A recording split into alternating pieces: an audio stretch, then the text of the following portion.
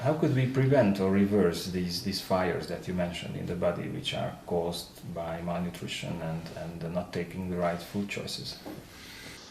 Well, like most other things in dynamic systems, it's a question of balance. There are pro-inflammatory forces and there are anti-inflammatory forces. I think the problem is that in the 20th and 21st century, we are overwhelmed with pro-inflammatory forces. So we need to reduce those. That's the start. And then we build up the anti-inflammatory forces as well.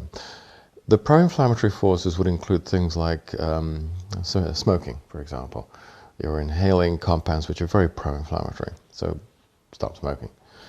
A sedentary lifestyle appears to be pro-inflammatory, and many of us do not take enough exercise.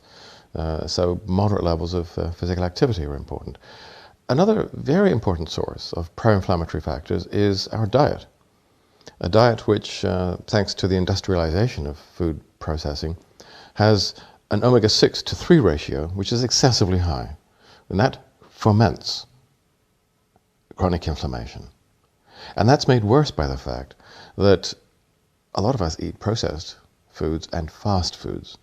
And to make fast foods and to make processed foods cheaply very often, generally, requires high temperature cooking. When you produce foods with high temperatures, a rather different kind of chemistry starts to occur in the food. It produces advanced glycation end products and advanced lipoxidation end products called AGEs and ALEs.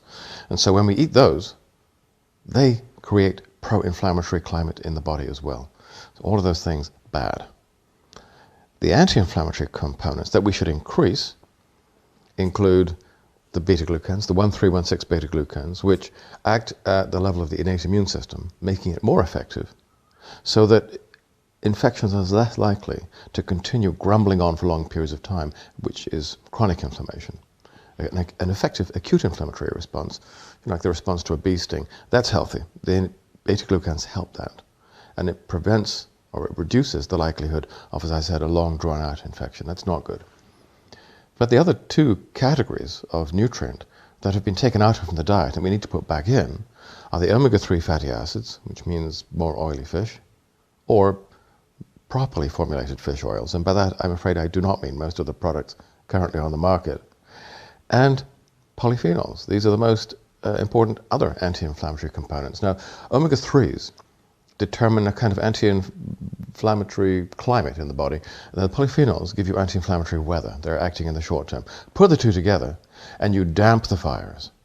So you take away the negative things, increase the positive things, and you move the needle from pro-inflammatory to anti-inflammatory. It's a lifestyle shift, fundamentally.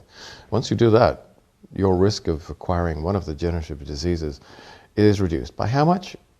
Well, the Victorian data says by over 90%, which means we can close down hospitals and put a lot of doctors out of business.